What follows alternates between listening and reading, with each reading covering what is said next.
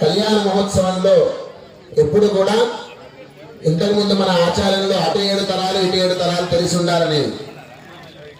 అందుకని కళ్యాణ మహోత్సవం ఎక్కడ జరిగిన మానవ వివాహాల్లో కూడా 3 తరాలు చెప్తారు. ముత్తాత గారి పేరు, తాతగారి పేరు, తండ్రి గారి పేరు చెప్పి అప్పుడు అబ్బాయి పేరు చెప్తారు. అలానే అమ్మాయి పేరు కూడా ముత్తాత గారి పేరు, తాతగారి పేరు, తండ్రి గారి పేరు చెప్పి వారి వంశ సంభవమైనటువంటి అమ్మాయిని కన్యాదానం చేస్తున్నా అని చెప్తారు. వెంకటేశ్వర స్వామి వారి యొక్క ముత్తాత గారి పేరు ఏం పేరు తెలుసా మీకు? మీ ముత్తాత గారి పేరు తెలుసా? పోనీ మా ముత్తాత గారి పేరే మాకు తెలియదండి.